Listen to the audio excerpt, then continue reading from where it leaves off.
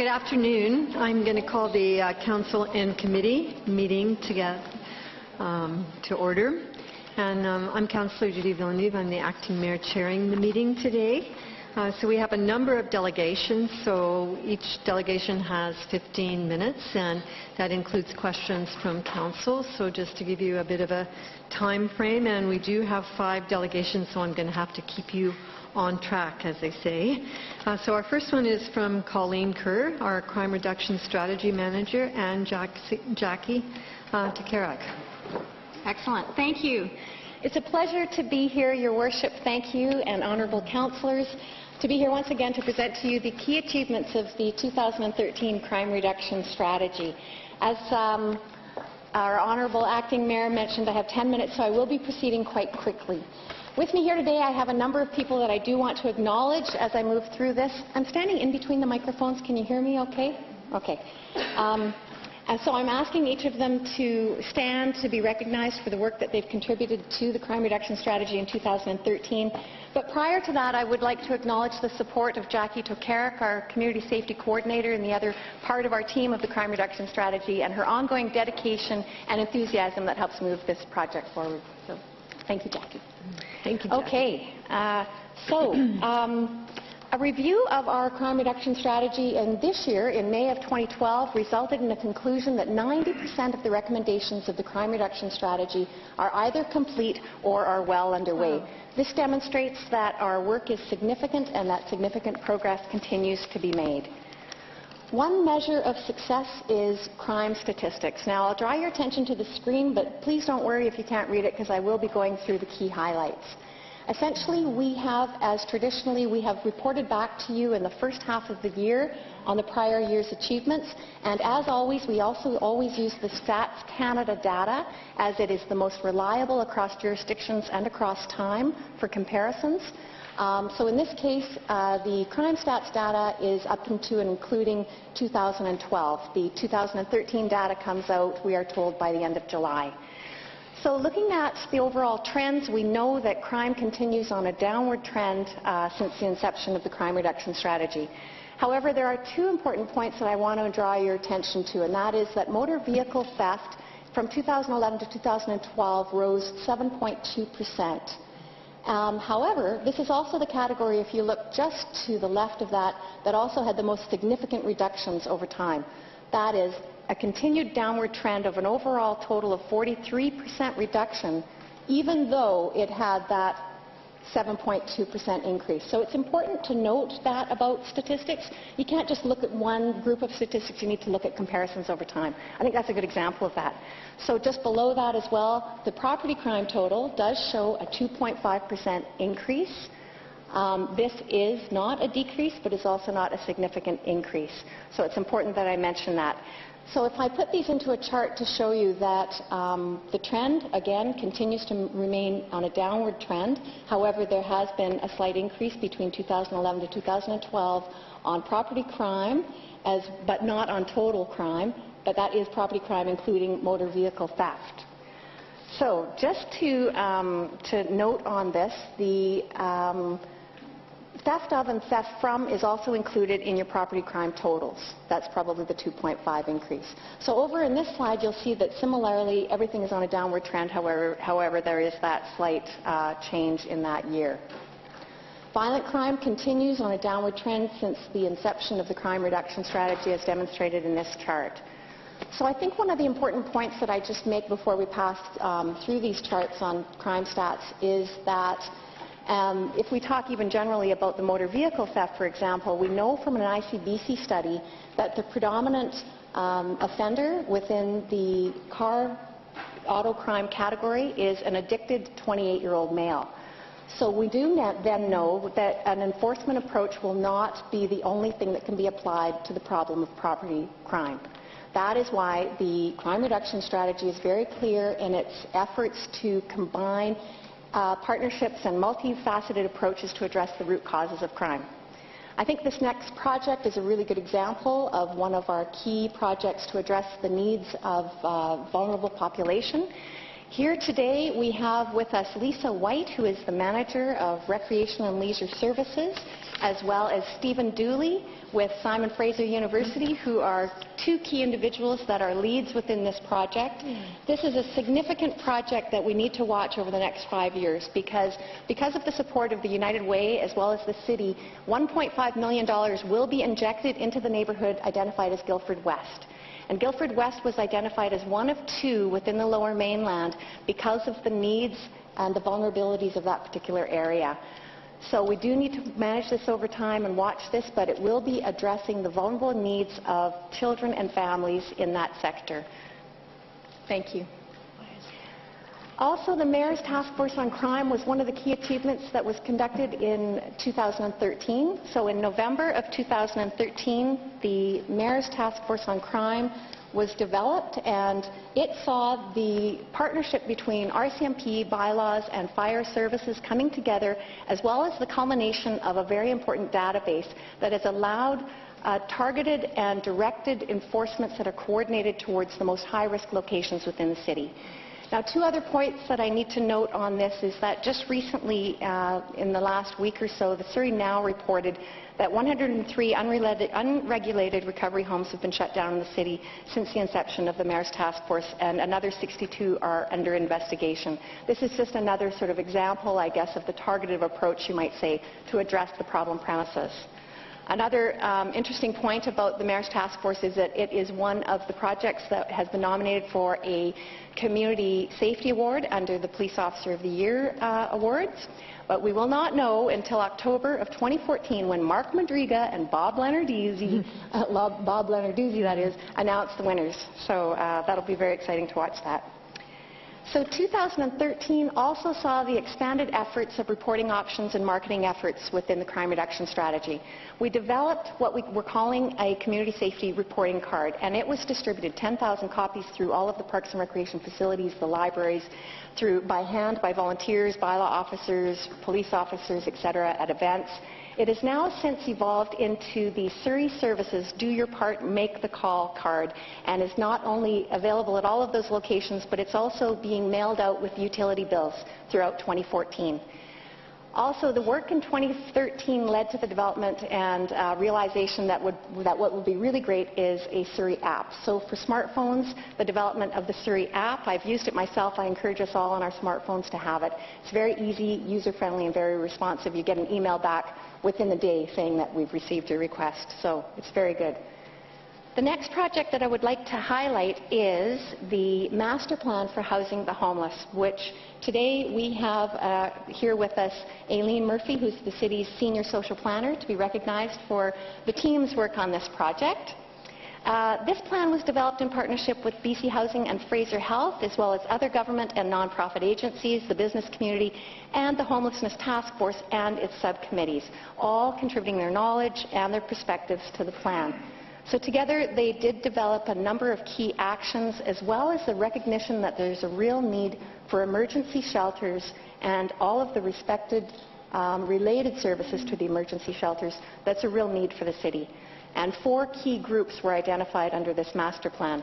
These are individuals with mental health and/or substance abuse issues, women and women with children, youth, and Aboriginal people.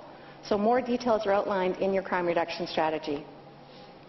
This next project I'd like to outline that I have actually acknowledged the support and progress of this project in the past. However, in 2013, a significant advancement was made with our partnership with Community Living BC. And here today, I would like to introduce Jay Beardy, who's the Director of Regional Operations for the Fraser Region, and Ray Erickson, who's the Facilitator for CLBC Surrey Delta Region. Great. Did you want to say something? Thank you, Colleen, Your Worship, and Councillors. I just want to take 1 minute and share our appreciation and acknowledgement for the partnership that we have developed. This is a really critical area for us, and I also wanted to have the opportunity to work with Councillor Sode, and I wanted to really acknowledge and appreciate her role and the support that she has provided. Just wanted to say thank you. Thank you, Jay. Thank you. Yes, so in 2013, essentially the big achievement then was the announcement by the Minister of Social Development and Social Innovation, Minister Don McCrae, as well as other key ministers and other community partners, as well as key leaders with the Surrey School District, acknowledging that this work is important, but also that there are 5 key areas that this plan will identify. So we are developing a proactive information sharing agreement among service providers to support early identification of youth involved in the criminal justice system.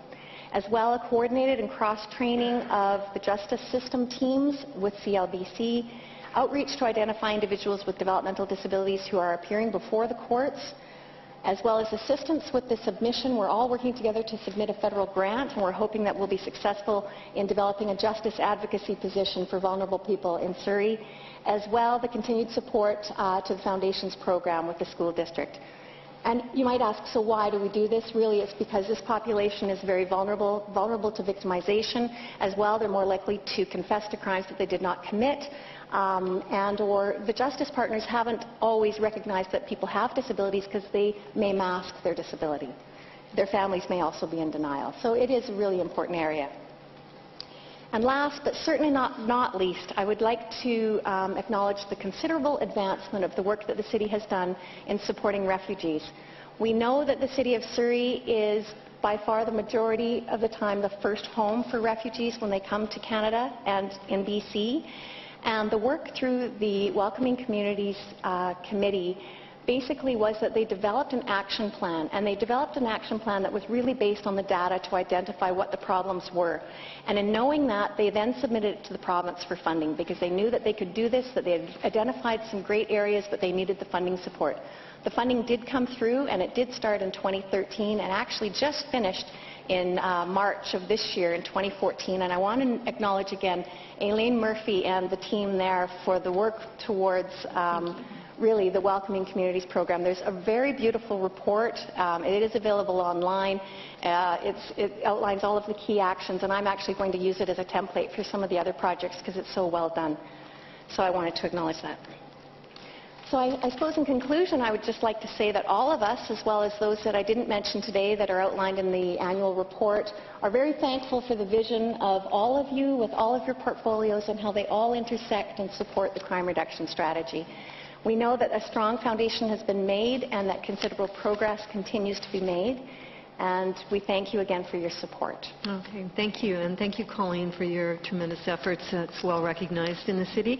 And thanks to all of you for your efforts as well and for showing up today to be part of the report back. And we're really quite proud of the crime reduction strategy and 90% of the recommendations. That's an incredible benchmark to have reached by this particular time. So congratulations to everybody in the community. We've got some very strong partnerships. So council members have any questions? Mayor Watts. And I just want to say as well, Colleen, thank you very much for all of the work that you and your staff have done, and also too in partnership with many of the organizations throughout the city. And I know it's touched many committees here, advisory committees. I know Councillor Villeneuve has been very involved with the refugee issue, Councillor Hepner with the seniors, and as well as health, social planning. Aileen, thank you very much for all of your work as well. And I do want to just make mention, I'm sure this went to print before we had our previous police committee meeting, because we've also agreed that to add the 95 officers as well as another 20 community safety personnel. So that's on top of what we've already got here. But I do want to say, you know, that the partnerships that have been created over the number of years have really been remarkable, and I think that when we all take ownership and we all take on a piece of the responsibility, we certainly can move mountains and really help those that need to be helped, and make sure that we're correcting the behavior that needs to be corrected. So I just want to say thank you very much for all your work. Okay, any other comments? Councillor Steele. I just wanted to add My thanks to Colleen and to all the people that are out here. A tremendous effort has been made. This crime reduction strategy started many years ago, and when we went to England with RCMP and firefighters and other people in the community and in the province, and it's continued to grow, and we have the same and better commitment that we had in the beginning. It was just a wonderful growth. It's a wonderful strategy that we have, and it forms the basis of so many things that happen in this city. So thanks very much to all of you for all the hard work that you do. Okay, looks like that's the question period over, and I want to acknowledge the work of Parks, Recreation and Culture, because really they've been a good percentage of our social planning work in the city over 20 years, and really I think they keep us closely in touch with the community. Thank you very much. Okay, our next delegation is Alicia Mangat and Karen Dessa, who's the Young Women Civic Leaders Committee. Welcome. Thank you. So my name is bright in red. Oh, yeah. So hello, my name is Alicia Mangat. And my name is Karen Dessa. We are members of the Young Women Civic Leaders Committee, a project run by the Justice Education Society of BC and funded by the Status of Women Canada. The project's purpose is to empower young women to overcome the barriers that prevent them from becoming civic leaders. We hope that our presentation will start a conversation on civic engagement in Surrey and increase young women's participation. Okay, and could you speak just a bit closer to the mic? That would be good. Thank you. Okay, so why are we here? With a female mayor, the first woman ever elected mayor of Surrey, and a predominantly female council, many things have improved in Surrey. Among many other great achievements, the crime rate is down due to the comprehensive crime strategy that was outlined so well previously. And violence against women is being addressed through innovative initiatives and highly integrated victim support services. The City of Surrey has also shown how progressive it is regarding young people, with initiatives like SLIC and Future Leaders Youth Leadership Program and a comprehensive child and youth-friendly city strategy. However, there's a group that is currently not being given the attention it deserves: young women.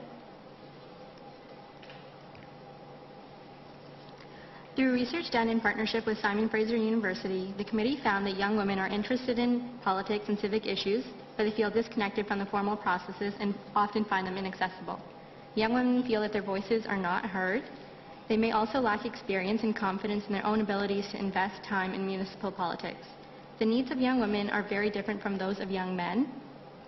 We as a city need to address these needs and do more to create opportunities for both women and young women to allow them to become more engaged in civic and political life. So we actually had an experience related to this issue at the Surrey Steps Up event that was held here at City Hall. So we did our Miss Mayor social media campaign, which allows young women to state what they would do if they were mayor of the city. So Mayor Watts graciously allowed us to not only use the council chambers for our campaign, but also gave youth the chance to take a picture with her. So when the young men that were at the event heard about the opportunity, they ran into the chambers and charged the stage, taking pictures with the mayor and having conversations about what they would do as mayor. It took us time to convince the young women that were there to come into the chambers to get their pictures taken. Once they were in the chambers, they were still very reserved and reluctant and didn't want to be the first one to go up. The point of this story is to highlight the differences we saw in the behaviors of the young men and the young women respectively. The young men had no problem taking the spotlight and declaring that it wasn't a question of if they would become mayor, but when. Many young women didn't want to take part in our campaign because they felt they didn't have anything useful to say. We want young women to gain the confidence to believe that they can become mayor or even Prime Minister of Canada if they want to. The city needs to create an environment that promotes full participation for all women, and especially young women, in civic and political life in their community. This is an important part of a larger gender equity strategy that is needed for the City of Surrey. Mayor Watts and Council, we are here today asking the City to create a Women's Advisory Committee, similar to those that have been created by forward-thinking Canadian municipal governments in Edmonton, Toronto, Kelowna, and Vancouver. We propose the following 3 initial goals of the committee. The committee will work with City Council and staff, developing a citywide gender equality strategy, apply a gender lens approach to city policy making, and create a Young Women Civic Leaders working group within the Women's Advisory Committee. So the Women's Advisory Committee should be made up of a group of individuals that reflects the diverse population of Surrey. Similar to other Women's Advisory Committees, the chosen members will ideally have the knowledge, skills, experience, and abilities that will allow them to properly address the needs of Surrey women. The city can call out to community groups and organizations that work on women's issues to nominate people they believe would be right for the committee. The committee should also include city liaisons, including at least one member of City Council. So the outdated existing gender equity policy in Surrey currently only applies to a single department, which is Parks and Recreation. The city needs to develop a gender equality strategy that not only applies to City Hall, but applies to the entire city of Surrey. The Women's Advisory Committee would do a comprehensive review of existing policies in order to develop an updated and expanded new strategy.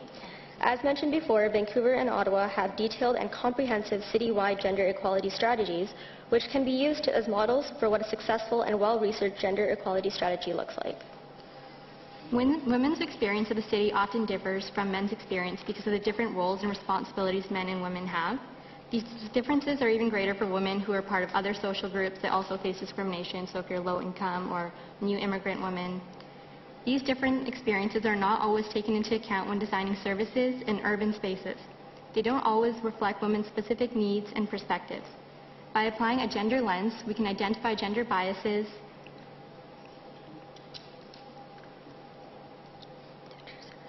to ensure services address the needs of both women and men. For example, a woman immigrant who may have more family responsibilities wants to attend English learning classes to find employment, but public transportation and lack of affordable childcare may prevent her. Public transportation needs for women may be quite different than the need for men. Safe, affordable, and accessible public transit is necessary for women to engage in the life of the city. Women may be less likely to get involved in the city life if they feel it is not safe. These issues, amongst others, need a gender lens applied in order to examine the different needs, perspectives, and experiences of women. The members of the committee would give advice and create actions for carrying out the gender equity policy, as well as bring to City Council any matters they have identified as needing action. So our third ask is for the city to create a Young Women Civic Leaders Subcommittee or working group within the Women's Advisory Committee, much like the city already does with its other committees. This subcommittee would be modeled on the Young Women Civic Leaders Committee that the two of us are currently a part of. It would allow young women from Surrey aged 15 to 25 to come together in a safe space and discuss issues that are important to them. The committee would give young women the chance to get their foot in the door and get the education and experience they need to get involved in politics, civic engagement, and community life, as well as gain important leadership skills. Members of the Women's Advisory Committee could act as mentors to the young women in the Young Women Civic Leaders Committee by allowing them to get involved in their projects as well as work on their own initiatives and goals. Mentorship is extremely important in fostering meaningful relationships and connections. As part of Young Women Civic Leaders for the past year, having such a passionate project coordinator and mentor in Anastasia and truly amazing young women as fellow committee members has helped me immensely in making connections, seizing opportunities, and gaining the confidence to voice my opinions and views to others. A year ago, I doubted my own opinions and lacked the confidence to voice them out of fear of judgment and rejection. Today, I stand in front of you confident in what we are asking of you because I know firsthand how life-changing these opportunities can be for young women. In conclusion, we'd like to thank Council and Mayor Watts for giving us the opportunity to do this presentation. The city has already shown its outstanding commitment to the youth of Surrey. We hope that the presentation puts a spotlight on the needs specifically of the women and young women of Surrey. We are ready to work with the Council and the city and other stakeholders to put our plan into action and implement the solutions we have identified. The city of Surrey is a leader in North America on many counts. We want the city to take leadership on this issue and become a leader in the work they do for women and young women as well. Thanks. Thank you. Thank you very much for your great presentation. And actually this year we just have appointed 2 youth voices to all of our major committees, and I've noticed a number of those are women, so you're barking up the right tree, I believe. Councillor Hepner, you have some comments? Thanks, Councillor Villeneuve. And thank you for coming today to do the presentation. I think within this council there's probably a lot of gender equality in Surrey, but I'm interested in your I'm interested in the civic leaders, the Young Women Civic Leaders Group, and more political engagement. And through the Federation of Canadian Municipalities, on which I sit as a director in the participation of women in government, they had a pilot program last year of several cities. I think it was about 3. And subsequently, they've decided to carry on that pilot program and encourage other cities and provide funding for them. So I'm just wondering if that's something that would then interest your civic leaders group. Absolutely. I think that's something that we actually have done a lot of research about, that the FCM pilot program. And actually, Councillor Rasodi has been gracious enough to allow me at certain times to kind of job shadow her and see what a councillor actually does on a daily basis. So I believe that the pilot program is similar to that, and I found it has already helped me immensely, and I think it would be definitely a great thing for Surrey to have. Okay, thank you. And Mayor Watts. I just wanted to say thank you for all your the work that you've done on this and coming here and giving us a presentation. And I think, as we all know, women can certainly bring different perspectives to different issues for sure. And I know, actually, I think Councillor Hayne was asking for gender equality on council. It's not going to happen. But I just wanted to acknowledge you for working, pushing this, pushing the issue forward. And I think there has to definitely be some equitability on many fronts. So thank you. Thank you. Thank you very much, both of you, for your presentation, and we'll certainly take your request and have some discussion and a report back to Council. So it's an important issue, and we really appreciate you standing up on behalf of young women. Thank you. Thank you. Okay. So our next delegation is Melanie Holden from the library, and Linda Stromberg, who's the Surrey Library's board chair.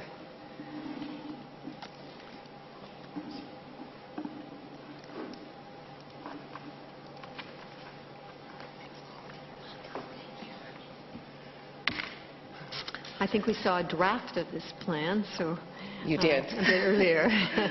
So maybe you can sort of point out some of the changes for us, since it's been through some public consultation. Well, the actual PowerPoint presentation hasn't changed. We have taken into account within our facilities plan, which we left copies for you, some of the comments, and you'll hear a little bit in my verbal presentation, hopefully reflects some of the requests that were made at the shirt sleeve session. Okay, thank you. So thank you, Acting Mayor Villeneuve, Mayor Watts, and Council for your time. On behalf of Surrey Libraries Board, it's my pleasure to present our facilities plan for 2014 to 2033 to you today. I want to acknowledge and thank our Chief Librarian, Melanie Holden, for her months of research and attention to detail. Her knowledge and expertise has been invaluable to the Board in bringing our facilities master plan to you today. Our presentation will be brief in order to allow time for questions. In 2013, in consultation with the community, the library developed and approved our strategic plan for 2013 to 2015. We identified 4 strategic outcomes and have been working in these areas. The library acts as a place where people can gather to discuss ideas and issues. A core role for the library is to encourage a culture of reading and learning. We continue to work with parents to understand the importance of reading, even to babies, with the launch of our Read to Baby program this year. Working to promote equitable access, we have increased our outreach to the food bank, partnered with Simon Fraser and Kwantlen Polytechnic Universities, and continue to work with many other agencies in the city. We encourage a culture of innovation and are making extensive use of social media to get the word out about library programs and services. As part of increasing our capacity to support learning and creative experiences, Outcome 4 of our strategic plan has also led to updating our facilities master plan. The purpose of the plan is to provide recommendations to City Council on the future expansion of the library system, outline priorities for growth over the next 20 years, and provide information to assist with the development of capital budgets. The past 20 years have seen a marked improvement in library service in Surrey, with the investment of over $58 million, which resulted in the construction of 5 new libraries and expansion of the Guildford Library. The library currently offers excellent service from 9 branches located in the town centres and neighbourhoods throughout Surrey, ranging from our smallest in Port Kells at 1,200 square feet to our newest library in City Centre at 81,400 square feet. We offer comfortable, inviting, and welcoming spaces for over 2.5 million visitors annually. Thank you. As the population of Surrey continues to grow and as neighbourhoods develop, the library also must expand in order to meet the needs of Surrey residents. Our plan recommends a further investment of $35.2 million over the next 20 years. The library is a trusted and respected, valued community resource with deep hometown roots and that contributes to community in many ways. The library is an active and responsive part of the community, an agent for change, and works to create a better future for everyone. The library helps people to achieve their maximum potential and enriches lives through self-directed learning and literacy. Knowledge is power. Technology trends mean the role of the library is changing. While we continue to support lifelong learning through access to print and electronic resources, we are also working to ensure everyone has access to technology. Staff help people develop the skills needed to access information and act as guides in navigating the explosion of information available not only on the internet but through traditional resources. Although we are seeing a trend towards increased use of electronic materials, only 4% of the material borrowed from the library are e-books. Print is still an important medium for learning and leisure reading. The Library Board is committed to working with the City Council and City staff to take advantage of any innovative opportunities as they present themselves. Such as cost-sharing grants from other levels of government, opportunities for co-location when building other community facilities, and exploring ideas such as small temporary storefront locations to bridge the service gap while waiting for new library facilities to be constructed. The Clayton neighbourhood of 20,000 people, composed primarily of young families, requires a library of 20 to 25,000 square feet. Focus of service would be on the learning needs of young children and teens, as well as supporting the role of the parent as the child's primary and first teacher. The library can play the role of the community hub in this walkable, fast-growing neighbourhood. The Library Board is reviewing options for moving forward with this project, including partnerships with other community organizations. 4,400 square feet of the City Centre Library is currently leased to SFU until 2016.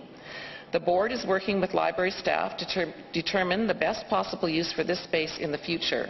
It's already clear that the additional meeting room located in this space would be well used by the community, in addition to the 3 meeting rooms currently available. Ideas that are being researched are a business incubation centre and digital media hub to create an innovative space for the community. Presently served by 14,700 square feet library in Newton and 11,200 square feet of leased space in the Strawberry Hill area, plans for an expanded new facility in Newton may be part of the planning exercises undertaken by the city as this area continues to grow at a rapid rate. A new location in Panorama is another option that will be considered, as it might better serve the needs of newcomers and young families who are heavy users of library services. Opportunities for needed expansion of the Fleetwood Library may be possible given the planned addition to the Fleetwood Rec Centre. Preliminary plans for the Grandview Heights area include a joint recreation facility and a new library to be constructed when the area is built out. Other areas to consider for future expansion are Cloverdale, Port Kells, and Ocean Park. The City of Surrey has invested over $58 million for library facilities in the past 20 years. A further investment of $35.2 million over the next 20 years will ensure that service keeps pace with growth. We look forward to working with you to deliver services that are cost-effective and relevant to the needs of Surrey residents. Thank you. Thank you, Linda and Melanie, for your great work with this institution. Are there any questions? Councillor Sodi.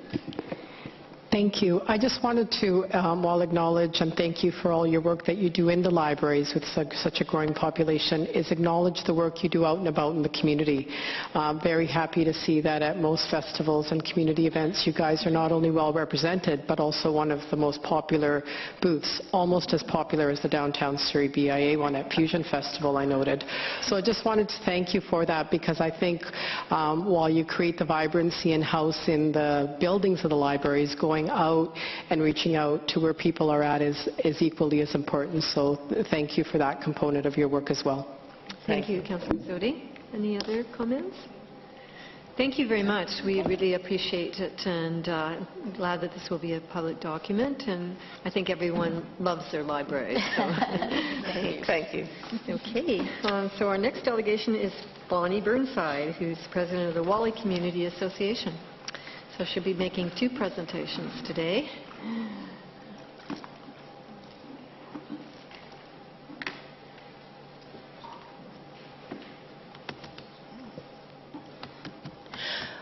Hi. Today I'm not speaking on behalf of the Whalley Community Association, but I'm speaking on behalf of the Community Summit Organizing Group, of which here today we've got Linda Stromberg, Steve Dooley, and Deb Jack.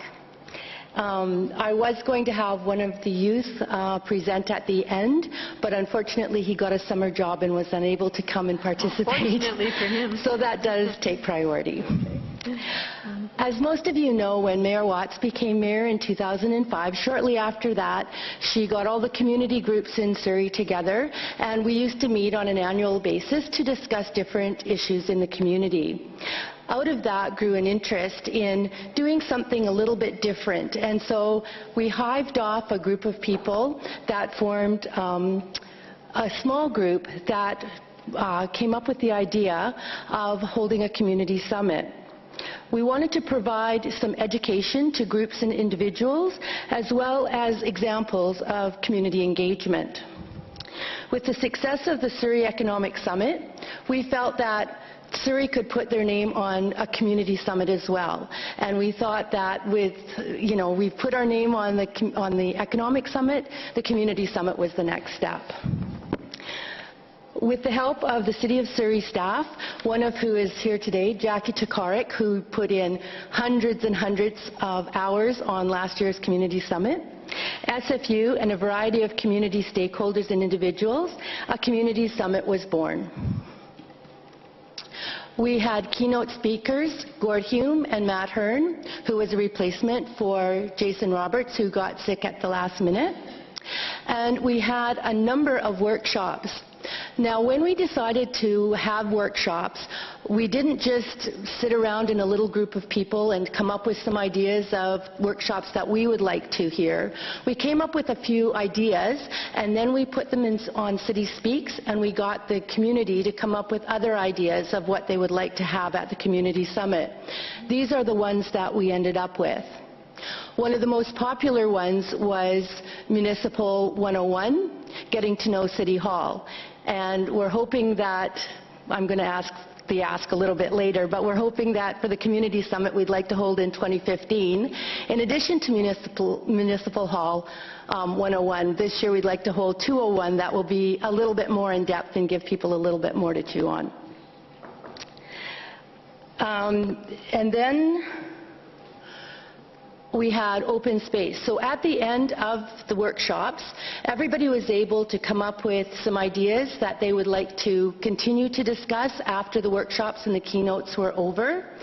And people would put down on a piece of paper what they would like to discuss, and like-minded people could go into a room and discuss those kinds of ideas. And as you can see, some of the topics were guerrilla placemaking, transportation, sustainability, refugees, RCMP, and community safety. In addition, we had a community info resource fair. You can see some pictures here of what was going on. There was networking opportunities for everyone. These are just pictures of the keynotes and the workshops, and this is just people signing up for the open spaces. Now, it's not just about having a community summit. What we want is we want to see some outcomes. So one of the first things that happened was we had a community cafe, and Jason Roberts came and spoke. There was a lot of people out that day. It was a great day, and I know several of you were there. And he gave some really great ideas of placemaking and guerrilla urbanism. And out of that came what's going on right now in Newton at the Community Grove. And these are just some slides of what actually happened at the Grove and Newton Town Centre. Children playing, music. And that's not the only outcome that's happened. Just recently, at the beginning of July, we had a community conversation that took place at the Old Grosvenor Road school site. We can't call it a park because we know that it is a development site, but what we wanted to do is kind of discuss what we could do with the field in the short term to make it a community asset rather than a community liability. Over 100 people stopped by that evening just to give some ideas about what they would like to see happen in that field. You can see there it's very large. People were coming up with lots of ideas, and we had a bouncy castle. Every time we have a speaker about public spaces, we like to have some fun in the community. Back in 2007, when Fred Kent came by and noticed the bench, we ended up having a Free the Bench campaign. We had a trial at the Wally Community Association annual affair, and we had a trial, and the community decided that we would free the bench. It was unanimous. However, a number of years later, Jim Deers came to town, and the bench was still imprisoned. And so there was a group of people after he spoke about community engagement that decided to do an intervention for the bench that was still imprisoned. So this is what the bench looked like. And these are just some of the things that the community did. Now, I want to make sure that you know I did not do this.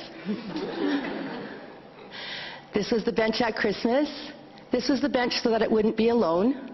And this was the community drawing onto the bench. To sum things up, Surrey has a very strong community base, and we would like to request funding for a community summit in 2015. And I think that it's really, really worthwhile, and basically what we need is some staff time and just the political will to make sure that this community summit can continue for another year. Thank you, Bonnie, very much, and thanks for all your efforts in the community. Mayor Watts? Well, thank you very much, and again, thank you for all the work that you do, and of course the committee as well. And I think that, now, do you have all the information in terms of how much you're asking for us to participate with? Because our Chair of Finance here is sitting right next to me, so.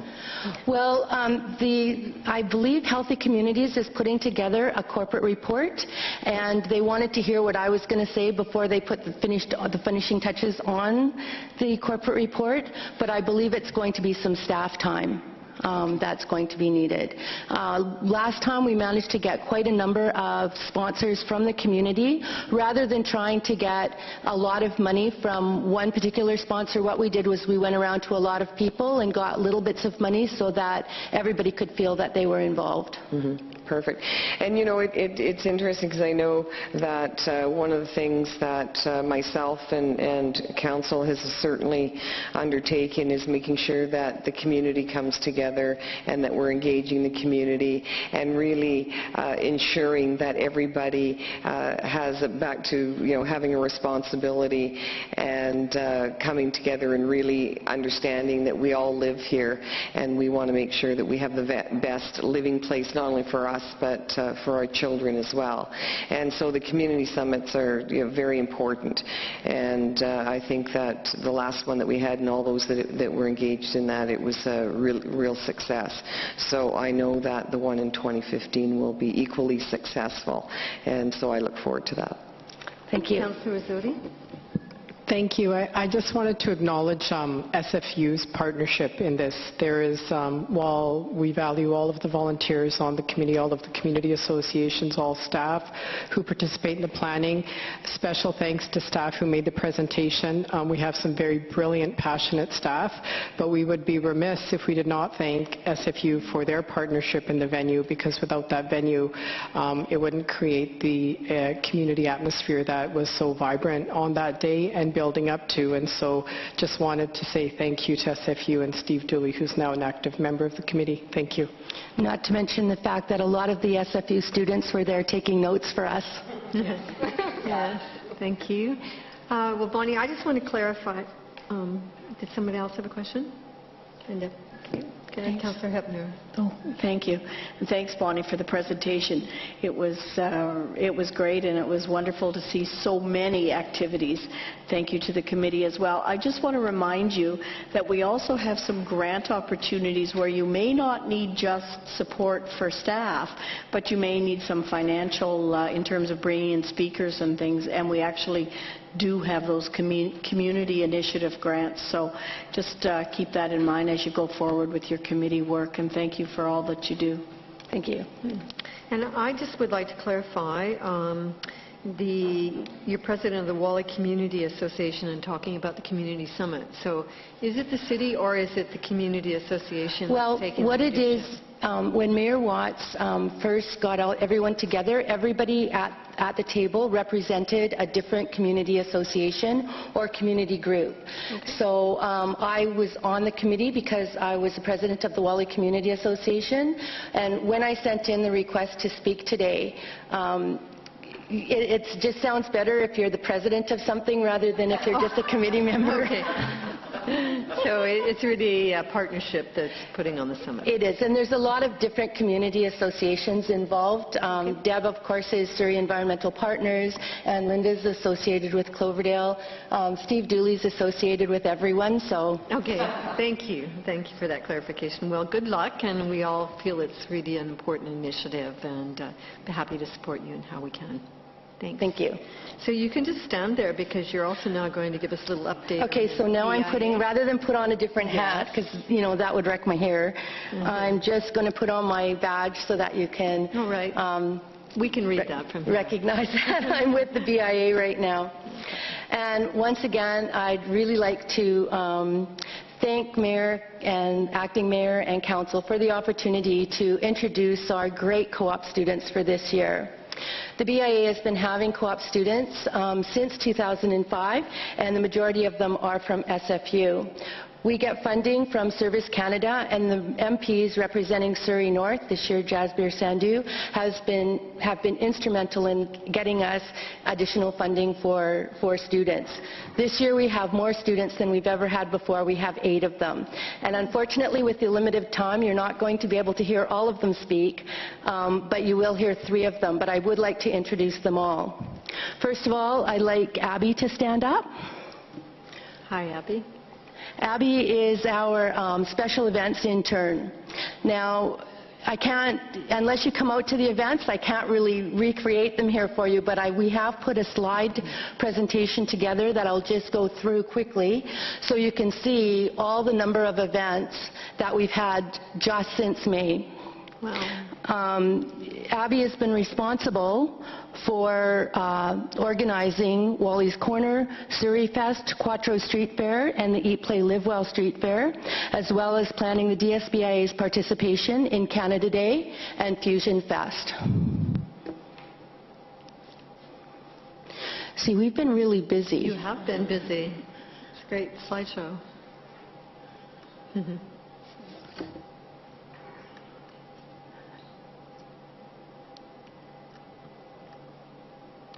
Abby planned all the music, the tents, and all the infrastructure as well, so you can tell it was, you know, quite a big event. And many of our students took part as volunteers in the Kaboom Playground build that happened just recently at Jorth Road School. Even though it's outside the BIA area, we are connected to the city as a whole. I'd also like to introduce Jana Lane. You met Jana Lane at the last council meeting. She's our public relations student, and she's currently working on Eat, Play, Live Well, as well as a new event coming up in September.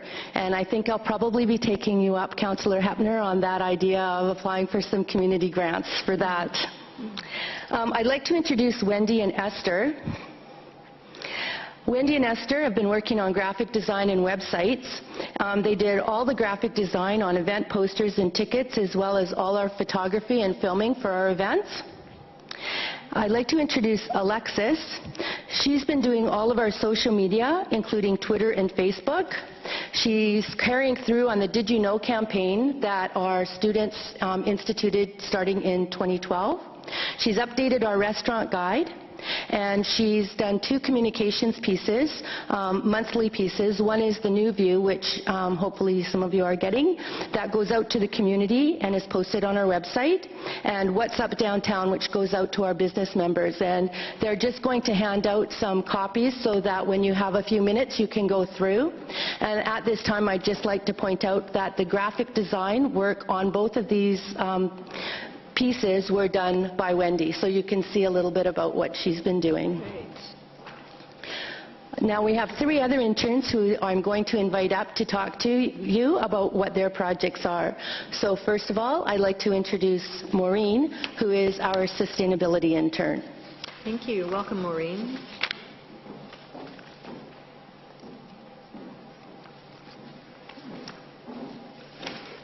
Hello. So several of my projects have been involved educating the businesses in the downtown Surrey area about sustainability.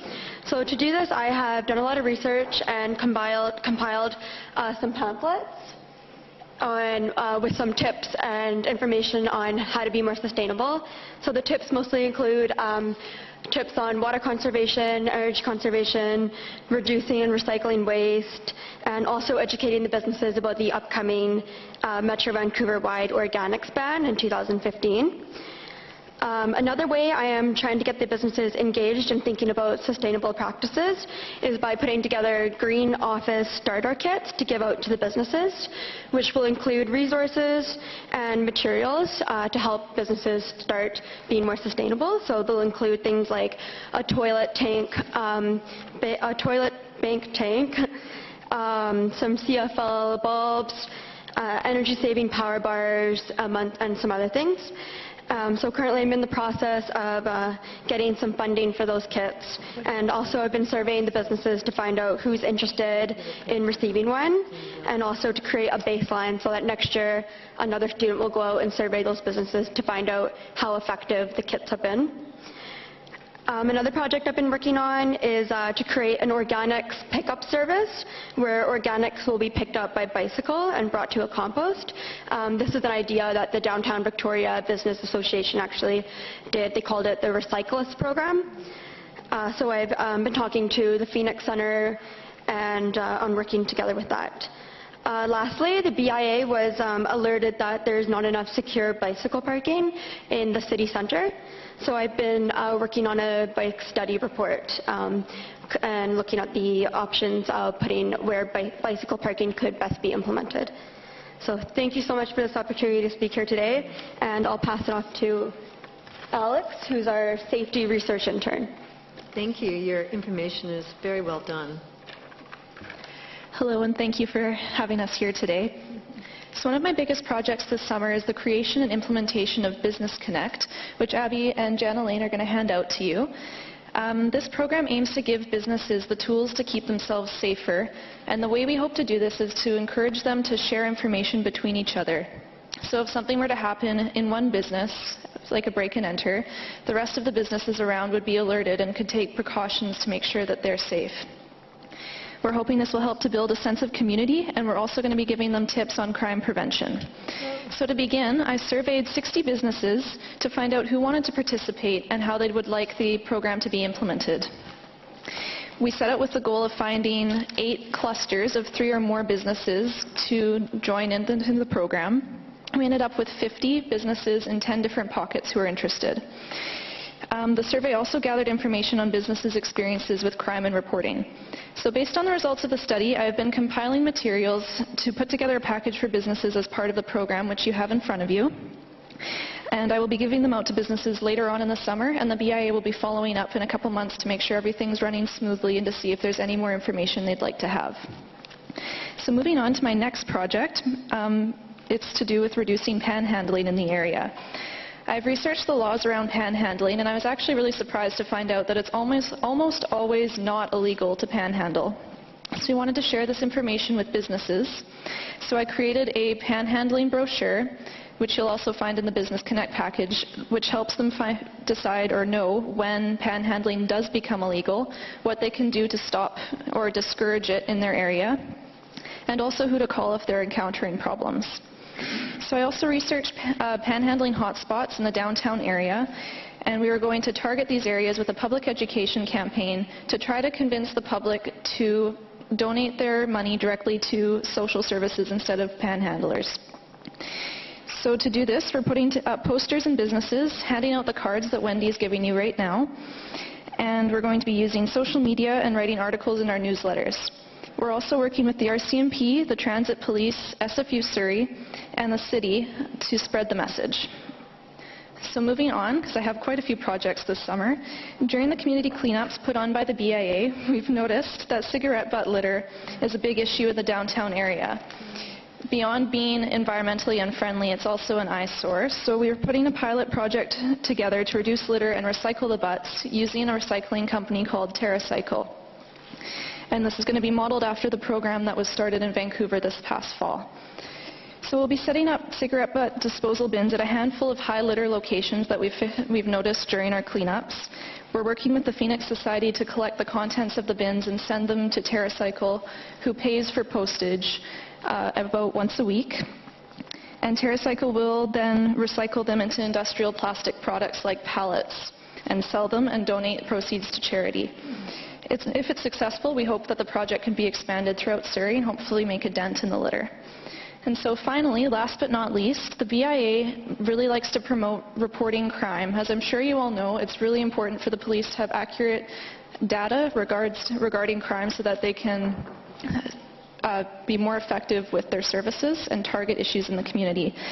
So we figured it would be a really good idea so that people would have the methods of reporting crime in an easily accessible means.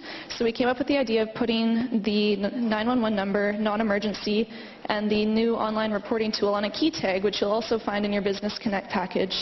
And we'll be handing these out as part of Business Connect, and we're also mailing it out to all of our members, and we've been handing them out at the many festivals that we've been participating in.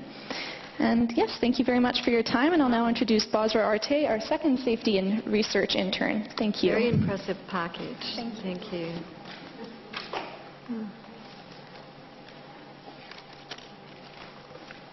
Honorable Mayor and Council, thank you so much for having us here today. Some of the projects I worked on this summer included 2 safety pamphlets. One was a community safety pamphlet that was done in partnership with the RCMP, and the other was an employee safety pamphlet that was done in partnership with the RCMP as well.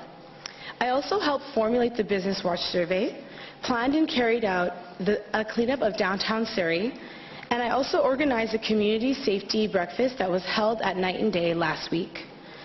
But the biggest project of the summer for me by far was conducting the Downtown Surrey BIA's annual safety audit. This year's audit was done differently than years past, and for good reason.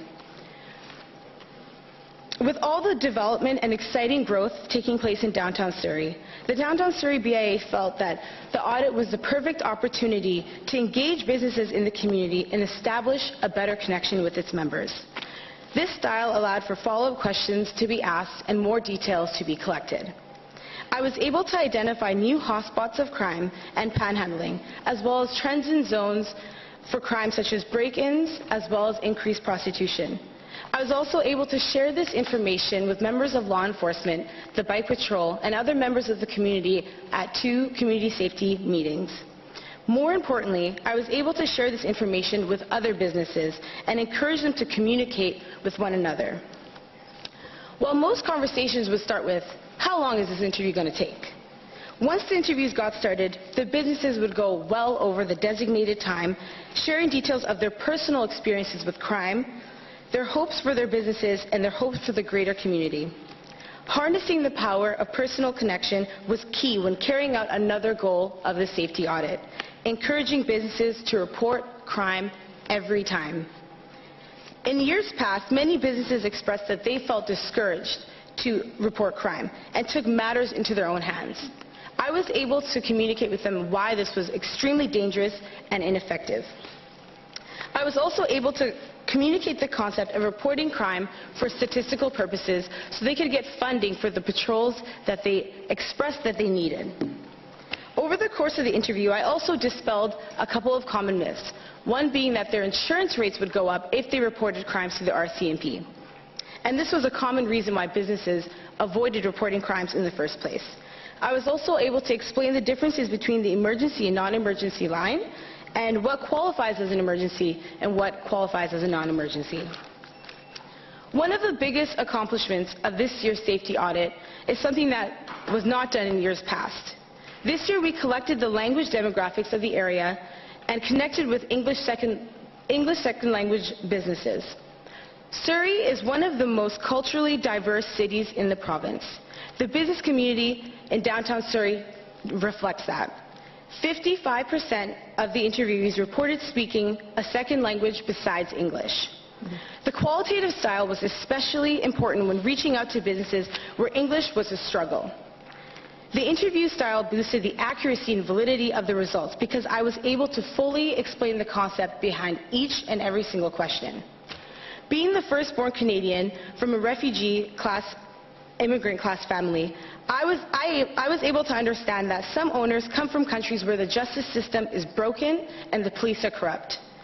Reaching out this way showed these owners that firsthand that the community cares about them and values their opinion immensely. That we are not separate from one another, and that the crimes they experience affect the community as a whole. And that reporting crime is their civic duty, and it makes the entire community safer.